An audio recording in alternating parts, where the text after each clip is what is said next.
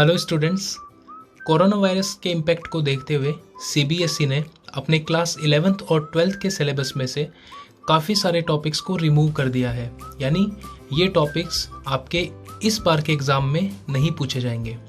ध्यान रखिए, जब मैं एग्ज़ाम की बात कर रहा हूँ तो मैं सिर्फ सीबीएसई बोर्ड एग्ज़ाम्स की बात कर रहा हूँ। जितने भी स्टूडेंट्स कॉम्पिटिटिव एग्ज़ाम्स के लिए प्रिपेयर करेंगे, चाहे वो नीट का एग्ज़ाम हो या आईआईटीज़ के एग्ज़ाम हो या कोई भी कॉम्पिटिटिव एग्ज़ाम हो, उनमें ये टॉपिक्स जो है वो पूछे जाएंगे। तो आप अपना स्टडी जो है उसके अकॉर्डिंग ही करेंगे, क्योंकि नॉलेज के लिए ये टॉपिक्स आपको पता होना बहुत ज़रूरी है। लेकिन अगर आप सिर्फ बोर्ड एग्ज़ाम्स में अच्छा स्कोर करना चाहते हैं इस सेशन के लिए, कम से कम इन टॉपिक्स को आपको नहीं पढ़ना है या आप छोड़ सकते हैं। तो देखिए कौन कौन से टॉपिक्स हैं, मैं क्विकली आपको बता देता हूँ। जो फर्स्ट चैप्टर था सॉलिड स्टेट, उसमें electrical and magnetic properties, bend theory of metals, conductors, semiconductors and insulators and NNP type semiconductors, ये सारे टॉपिक्स रिमूव हो चुके हैं। उसके बाद में सेकंड चैप्टर में abnormal molar mass and van't Hoff factor का जो टॉपिक है वो आपको इस बार नहीं पढ़ना है। उसके बाद में थर्ड जो चैप्टर है इलेक्ट्रोकेमिस्ट्री, उसमें जितने भी टाइप ऑफ सेल्स थे, lead accumulator, fuel cell, corrosion, law of electrolysis, electrolytic and galvanic cell, ये टॉपिक्स इस बार के एग्ज़ाम के लिए आप स्किप कर सकते हैं। देन केमिकल काइनेटिक्स में concept of collision theory and activation energy and Arrhenius equation, in topics को हम स्किप कर सकते हैं। फिर देखिए फिफ्थ जो चैप्टर है उसमें इमल्शंस के टॉपिक को हटा दिया है। फिर कैटालिसिस में होमोजेनस और हेट्रोजेनस कैटालिसिस को हटा दिया है, और activity and selectivity of solid catalysis और एंजाइम कैटालिसिस, इन टॉपिक्स को हटा दिया गया है। और सिक्स्थ चैप्टर तो पूरा ही रिमूव कर दिया गया है।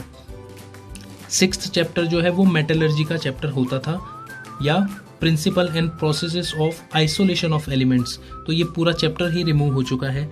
उसके बाद में देखिए जो पी ब्लॉक वाला चैप्टर है उससे भी काफ़ी ज़्यादा पोर्शन को डिलीट किया गया है, जैसे कि preparation and properties of phosphine, then sulphuric acid, industrial process of manufacture, then oxides of nitrogen, phosphorus, allotropic forms, compounds of phosphorus and preparation and properties of halides and oxo acids. तो ये काफ़ी ज़्यादा portion है जिसको आपको इस बार नहीं पढ़ना है।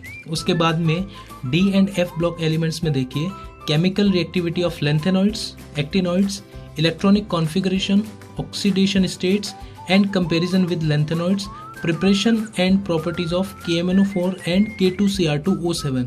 यानी कि बहुत ही मेजर एक्सटेंट में ये सिलेबस का इस बार कट ऑफ हुआ है।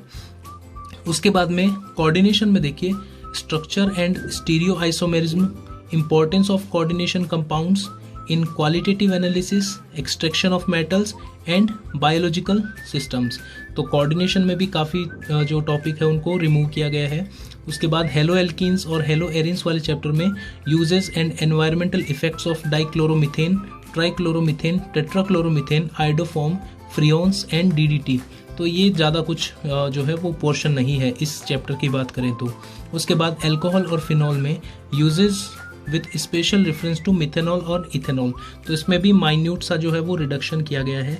उसके बाद में जो एल्डिहाइड और कीटोन और कार्बोक्सिलिक एसिड वाला जो चैप्टर है वो कंप्लीट आपको एज इट इज़ मिलेगा। मीन्स इस चैप्टर में से कोई भी टॉपिक को रिमूव नहीं किया गया है। देन जो 13 चैप्टर है अमाइंस वाला, उसमें diazonium salt, preparation, chemical reactions and importance in synthetic organic chemistry, ये टॉपिक आपको नहीं पढ़ने हैं इस बार।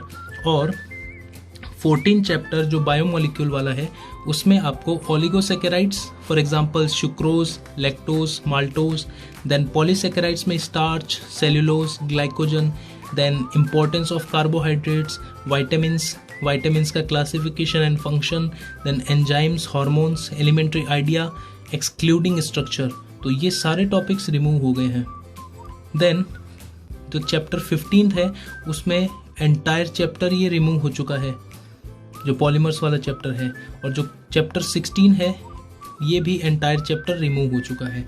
तो आप अपने प्रिपरेशन को जो है वो उसके अकॉर्डिंग ही कंटिन्यू रखना। अगर आपका टारगेट सिर्फ बोर्ड एग्ज़ाम्स है तो आप इन टॉपिक्स को छोड़ सकते हो, लेकिन अगर आपका टारगेट नॉलेज गेन करना और कोई भी कॉम्पिटिटिव एग्ज़ाम को फाइट करना है या फिर फ्यूचर में अपना जो है बेसिक आपको स्ट्रॉन्ग रखना है, तो मेरी सलाह आपको ये है कि आप इन टॉपिक्स को जो है वो पढ़िए, क्योंकि अभी आपके पास घर पे खूब टाइम है।